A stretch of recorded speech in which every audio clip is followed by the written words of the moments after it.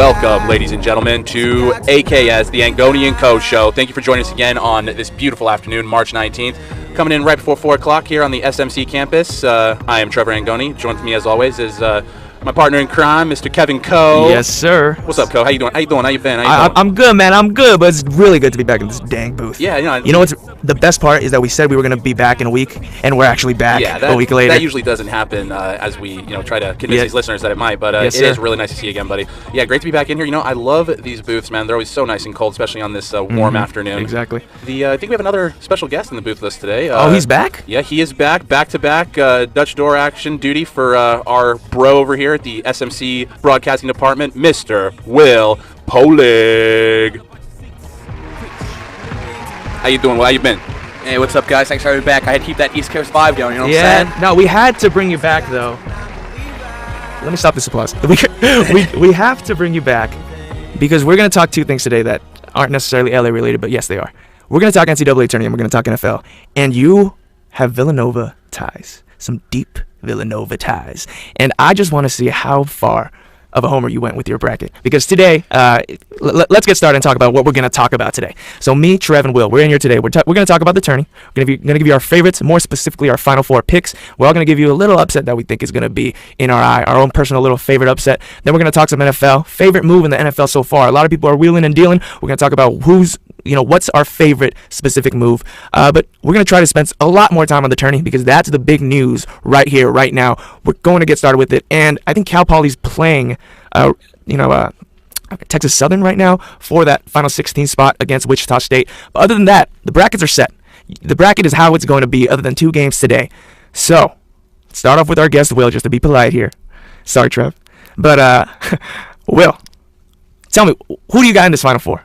Well, my Final Four, I am quite a homer. I do love Villanova, but unfortunately, I have Nova falling in the Elite Eight to 1 Michigan State. Yes, I got Sparty moving to the Final Four. They're out of the East bracket. Out of the South bracket, of course, I'm going with Florida over Kansas to make the Final Four. And in the West, I have Arizona beating who I believe is going to be the sweetheart of the tournament. They're going to win over Creighton to make the Final Four. And then last, but certainly not least, we have Duke over Louisville to make the Final Four. I like that pick. I do like that pick. Interesting. So you had Duke, you had Florida. Name your other two. Michigan State and Arizona. Interesting. All right. We got a lot of favorites in that, right? Arizona is a number 1, Florida's a 1, Duke is a 3, Michigan State's a 4, but a lot of people are falling in love with Michigan State. Well, I can see that. The East, I think, is by far the easiest bracket to move on. Virginia, I'm not sold on. I'm just not sold on Virginia. I mean, they're a great team, but there's matchups here that I just don't see them. I have them falling to Michigan State in the Sweet 16. Michigan just matches up very well against them. All right. Trev, your Final Four?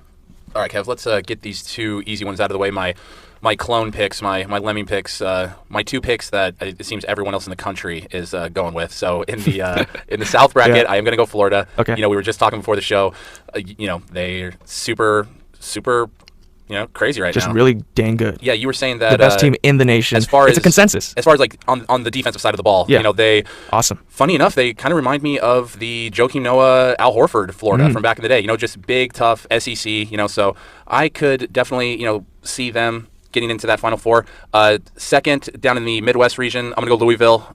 We have a lot of people talking about, Louisville's only a 4 seed. I'm not too worried about the, what seed, they're going to get to, try to make the Final Four. I mean, if you're going to get out of your region, you're going to have to play the toughest team. So, I'm not too worried about that. I know that's why Wichita State is, crying right now. But my 2 interesting picks, there's probably a couple people out there that, I'm probably not the first one to go with these guys, but down in the East region, I'm going to go Iowa State at number 3. Ooh, pretty crazy. Iowa State. Those, interesting. As my buddy down in the desert, those Iowa boys, he's an Iowa guy himself, so he's always talking up Iowa.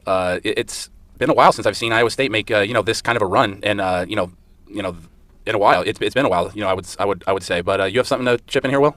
Why I gotta sell on Nova like that, my man? Why I gotta sell on Nova like that? You can't do that in front of them. No, right? The biggest, maybe, controversial. I mean, I don't know how controversial it could be, but the eye-opening pick. I'm gonna go Oklahoma State out of the West, man. Ooh, yeah, Marcus Smart. Oh, that's a combination of your of your upset thing going along with the Final Four? You know what? It's funny you said that because I have a crazy upset alert. we'll get to that in 1 second. We will save that in for a second. Now, but tell me why in God's name is Oklahoma State getting past Wisconsin, getting past Arizona if they do have to play them?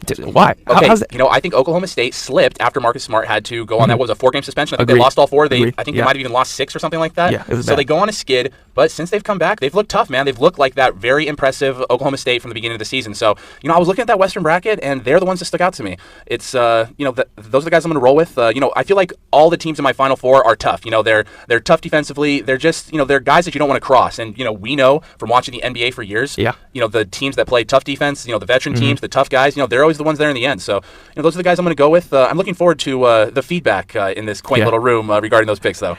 Real quick, just because we're short on time, I'll give you guys my Final Four, just flying colors. Florida, I think they're the damn best team, and I think they're going to get all the way. Florida coming out of the South, Wisconsin coming out of the West. They're the 2 seed. I have Duke coming out of the Midwest, which is crazy because I only had them coming out of the Midwest because they beat Louisville.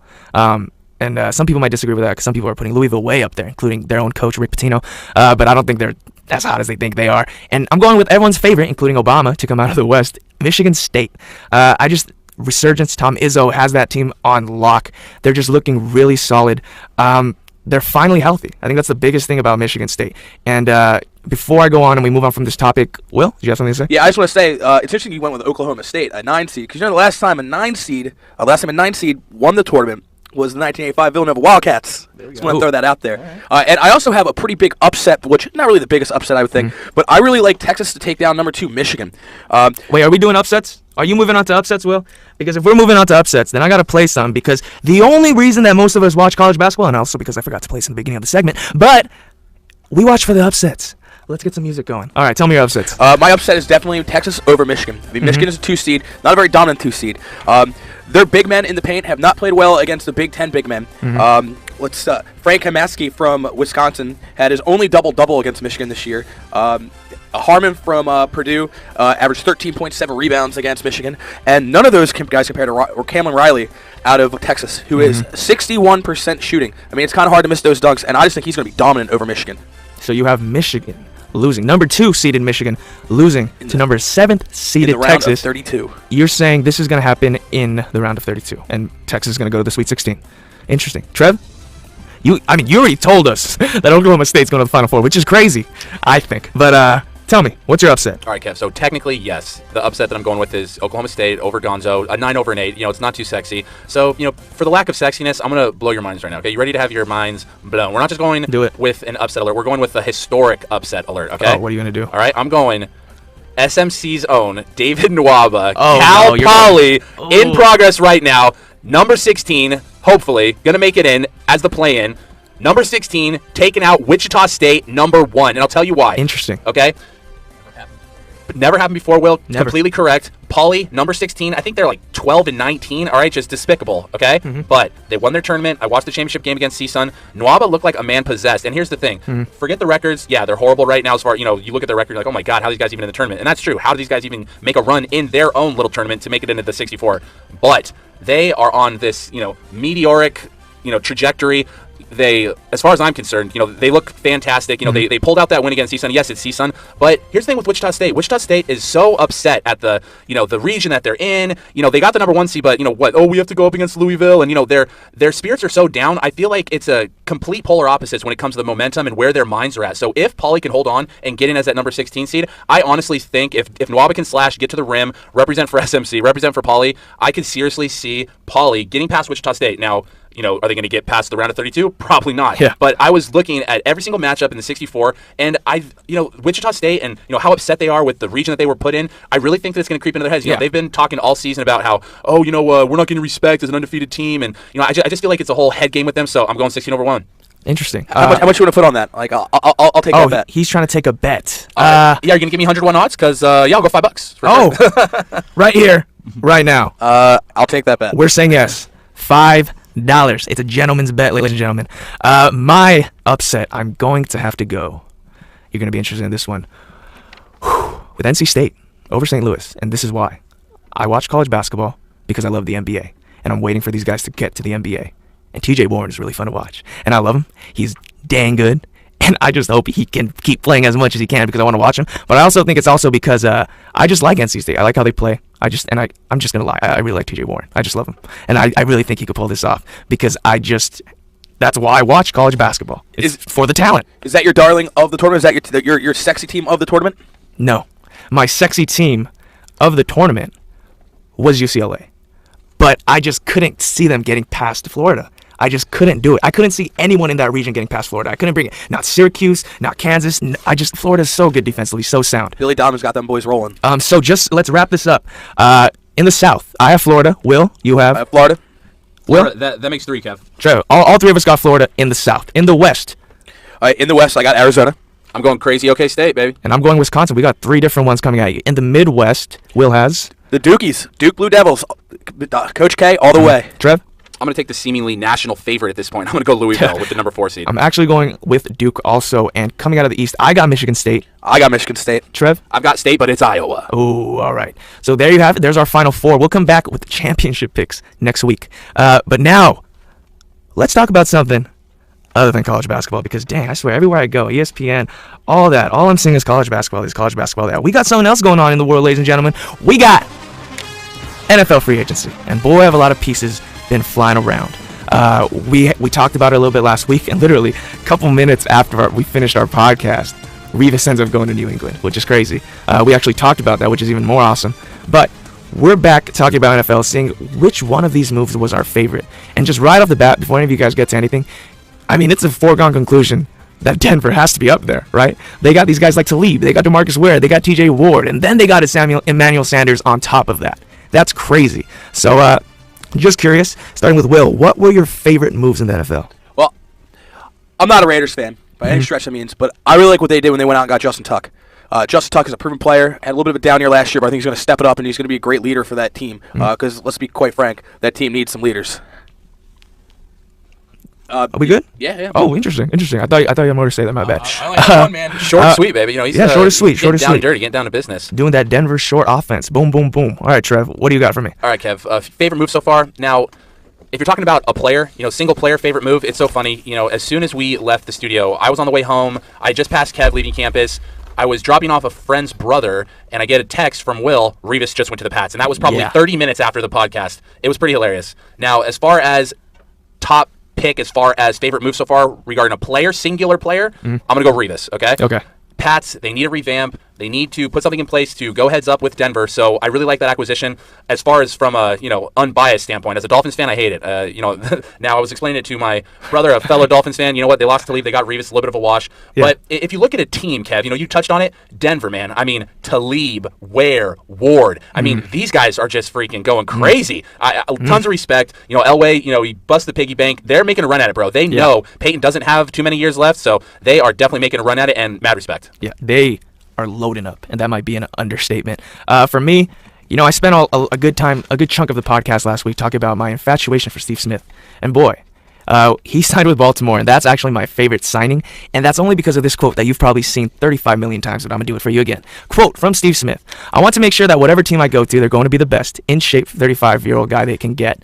If that happens to run into the Bank of America Stadium, put your goggles on," and that's where the Panthers play, because there's going to be blood and guts everywhere. And guys, the Ravens are scheduled to play the Panthers at home in 2014. I'm waiting to see some blood. I'm waiting to see some guts, but hopefully no one gets a concussion.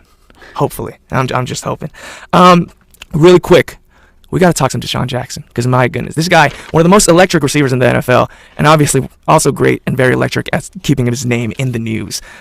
Philly man, Will Pohlig in here. Was Philadelphia born and raised. What the hell is going on with DeSean Jackson? Just lay it out for me. All right, well, with the Jackson, because you gave me the little, that was a little too quick too soon. I was waiting until we started talking about DeSean and the Eagles, because, we also got Darren Sproles this week. Okay. So, ooh, I forgot. Yeah, we got Darren Sproles this week for a third-round pick. That's a rich offense getting kind of richer. Yeah, so what's going on with DeSean is the Eagles aren't actively shopping DeSean, but we are looking at a third-round pick as a starting point. And there's two teams that have been reported by Derek Gunn of CSN Philly to be interested, and that's the New England Patriots and the San Francisco 49ers. 49ers. 49ers. He's a Cal kid. He played football at Cal Berkeley. Yep. So, it could be a good fit. You got a coach like John Harbaugh who can really get into these young players. Not that DeSean's that young anymore, but he's still young in the grand scheme of things. I don't see him getting traded though. I see him in the Eagles working it out. The offense it's just too explosive with DeSean Jackson. He had over 1,200 yards receiving last year. Yeah. He's the go-to receiver. Although Riley Cooper did kind of emerge, and we do have Jeremy Maclin. I just don't see it. I mean, the whole reason he wants this contract structured is because after this season, his guaranteed money is not that much. It's more incentive based moving forward. Well, the Eagles just spent a boatload of money restructuring Riley Cooper's contract, right? So it just seems crazy to me that they would throw even more money at another receiver. We're second in the league for the position and paying for that position. So I understand where DeSean wants the money, but you got to want to win too. Like sometimes you got to make sacrifices for the team. I mean, it's easy for me to say because I'm not trying to get like $7 million to play some football. I mean, I'll play some football for free. Yeah. But you know what I'm saying? Yeah. So you can never talk enough football. In the next coming weeks, we'll talk some NFL draft with you guys because we know there's so much going on out there about Johnny Football. Is he actually really good? Is Jadeveon Clowney even that great? This, yada, yada. So we'll be there. We'll be speculating with you guys. That should wrap up our podcast. We're hitting the 20-minute mark here. So thank you, ladies and gentlemen, for sticking with another podcast. Trev, any final words? No, I think you wrapped it up beautifully, my friend. So before we do go, shout out to Brad, of course. Check out the big brain on Brad. You're a smart motherfucker. That's right. I had to plug that in before we left. I just had to plug that in. I love it. Will, any final words before I send you guys off? Final words, look out for Creighton this year. Look out for Creighton. McDermott scoring 30 like crazy. Put on that 30-30 club. My name is Kevin Ko. For Trevor Angone and Will Pohlig. We'll be back. See you next week. This is the AKS Podcast, by the way. YouTube.com/AKS Podcast. See you next week. Like I don't care, baby, by the way.